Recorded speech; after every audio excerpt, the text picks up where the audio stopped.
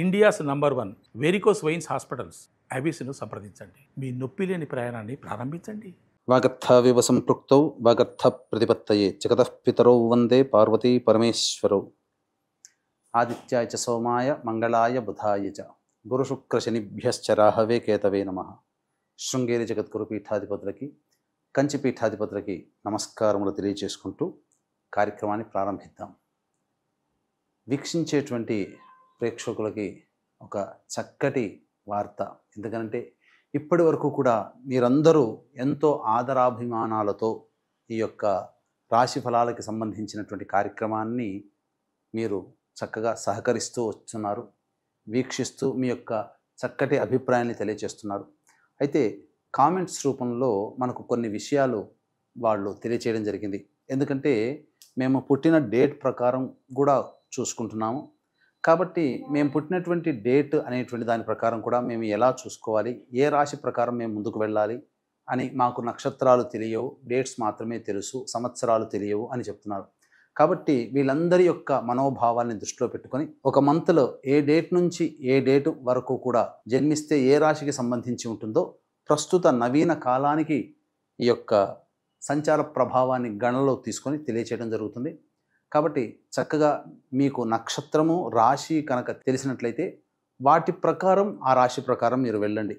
మాకు నక్షత్రము రాశివి తెలియదండి, కానీ మా పుట్టిన డేట్ ఒక్కటే తెలుసు, దాని ప్రకారం మేము చూసుకొని వెళ్తున్నామంటే ఇప్పుడు నవీకరించి ఆ యొక్క పుట్టిన డేట్ ప్రకారం కూడా మనం రాశి ఫలాలకు సంబంధించినటువంటి వివరాలు తెలియజేస్తున్నాం. ఇక ఈ సంవత్సరం అనగా ఆగస్టు నెల 16వ తారీఖు నుంచి 31వ తారీఖు వరకు గ్రహ సంచారం ఏ విధంగా ఉందో తెలియజేసుకుందాం. ఇక గురువు మిథున రాశిలో 20వ తారీఖు వరకు శుక్రుడు మిథున రాశిలో, 21వ తారీఖు నుంచి శుక్రుడు కర్కాటక రాశిలో సంచారం, బుధుడు 31వ తారీఖు వరకు కూడా ఈ యొక్క సంబంధించినటువంటి కర్కాటక రాశిలోని సంచారం చేస్తున్నాడు. ఇక 17వ తారీఖు నుంచి రవి మీకు సింహరాశిలో, కేతువు సింహరాశిలో, అలాగే కుజుడు కూడా 31 వరకు కన్యా రాశిలో, రాహువు కుంభరాశిలో, అలాగే శని వక్రీకరించి మీనరాశిలో సంచారం చేస్తున్నాడు.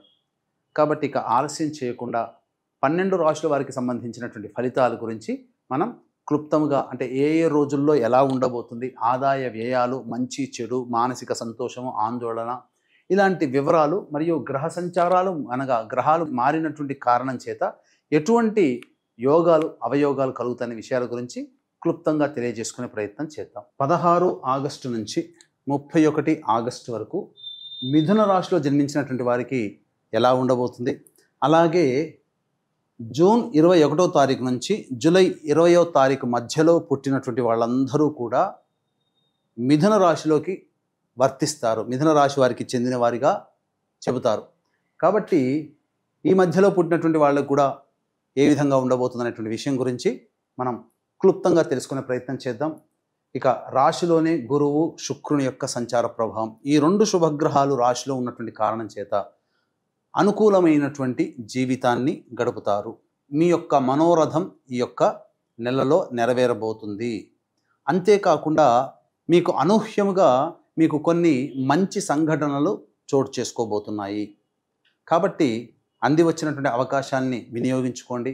అలాగే ఈ సంబంధించినటువంటి అనగా పెద్దలని గౌరవించడం, గురువులని, పీఠాధిపతులని, మఠాధిపతులని గౌరవించడం చేసుకోండి.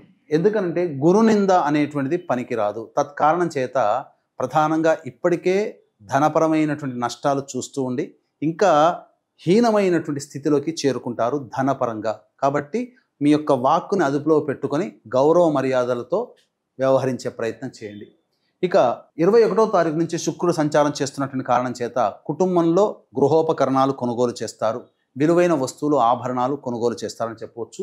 బుధుడు కూడా అనుకూలంగా ఉన్నటువంటి కారణం చేత వ్యాపార లావాదేవీలు జరిపినప్పుడు ఆశించిన దానికంటే ఎక్కువగా ధన లాభం అనేటువంటిది కలుగుతుంది. కుటుంబ పరంగా సౌఖ్యము కలుగుతుంది.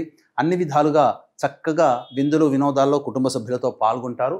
మరీ ముఖ్యంగా గమనించుకున్నట్లయితే ఎన్నాళ్ళ నుంచో ఎదురు చూస్తున్నటువంటి రాని బాకీలు కూడా వసూలు అవుతాయని చెప్పవచ్చు.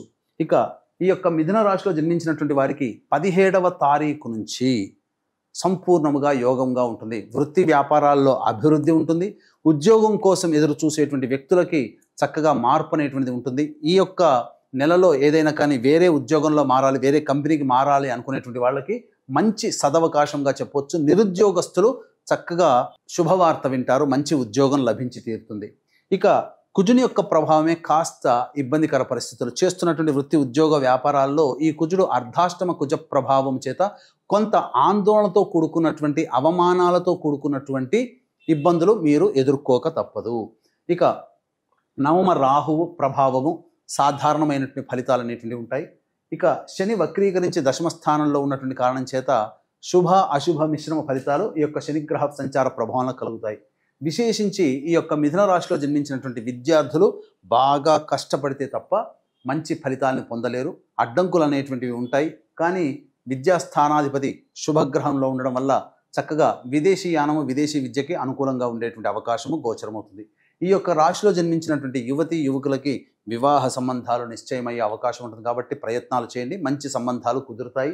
అలాగే ఈ యొక్క రాశిలో జన్మించినటువంటి సంతానాన్ని గురించి ఎదురు చూసేటువంటి వ్యక్తులకి ఇది చాలా శుభకరమైనటువంటి సమయం. సంతానవంతులు అవుతారు. ఆల్రెడీ గర్భము ధరించినటువంటి మహిళలకి చక్కటి సత్సంతాన వార్త వింటారు అని చెప్పొచ్చు. ఏ తర్వాత చెప్పొచ్చేది ఏమిటంటే అధికమైనటువంటి శుభ ఫలితాలు. ఒక కుజగ్రహ ప్రభావం అనుకూలంగా లేదు, కానీ మిగతా అన్ని గ్రహాల ప్రభావం అనుకూలంగా ఉన్నటువంటి కారణం చేత మీరు అనుకున్న దాంట్లో ముందుకు దూసుకుపోతారని చెప్పడంలో సందేహం లేదు.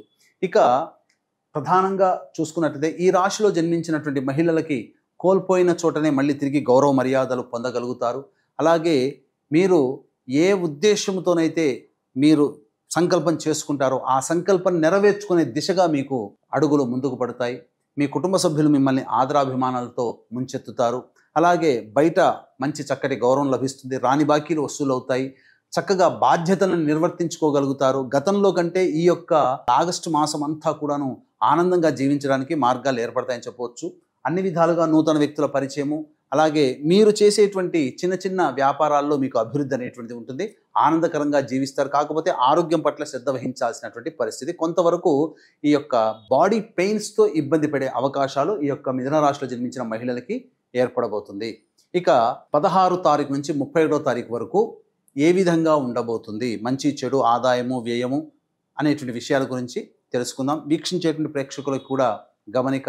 శ్రావణ అమావాస్య ఈ 22వ తారీఖు, అనగా 23 కూడా అమావాస్య ఉంది.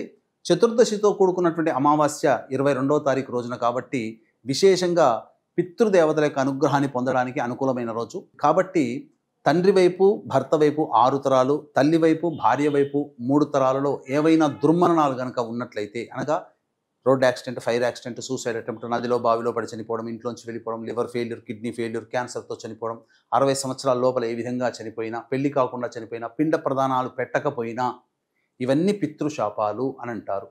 ఈ యొక్క పితృశాపంలో ఏం జరుగుతుంది అంటే అనుకున్న పని సజావుగా పూర్తి కాదు, పెళ్ళిళ్ళు కావు, సంతానం కలగదు, ఎన్ని పూజలు చేసినా ఆ పూజలు ఫలించవు, అన్నీ నోటిదాకా వచ్చి వెనక్కి వెళ్ళిపోతాయి, ప్రశాంతమైన జీవితాన్ని పొందలేరు, ఎప్పుడూ అనారోగ్యం పాలవుతుంటుంటారు, ఖర్చులు అనవసరంగా వృధాగా అయిపోతూ ఉంటుంటాయి, నష్టపోవడం జరుగుతూ ఉంటుంది.